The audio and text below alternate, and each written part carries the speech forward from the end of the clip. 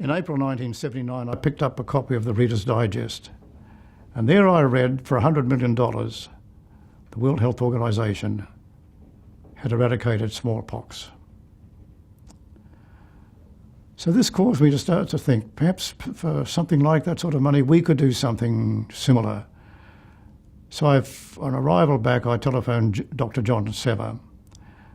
That was an inspired decision, because Dr. John Sever at that time was the head of the Infectious Diseases Division of the National Institutes of Health in Washington, D.C.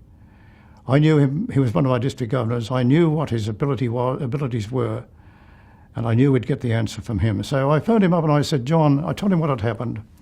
I said, John, is there anything we could do along similar lines to eradicate something, some disease? He said, leave it with me, I'll let you know. A few days later he phoned me up and he said, Clem, the answer is polio. Why polio? Because it was then crippling and maiming 1,000 kids a day.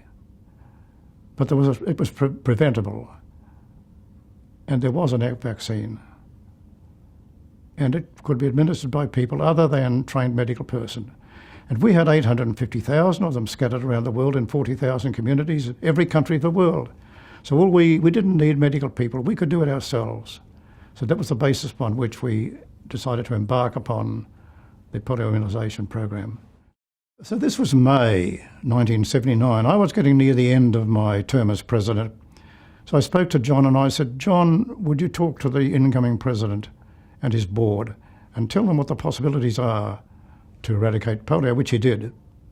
And the board at its September 1979 meeting passed a resolution, and the resolution was something like this: the eradication of polio and the alleviation of its consequences will be the primary focus of the Health, Hunger and Humanity program.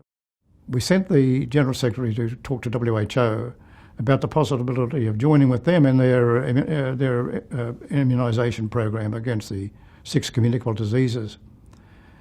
And they received us warmly, but with some reservation. They said, look, this is a huge project, and we just wonder whether you've got the tenacity and the organisation to see it through.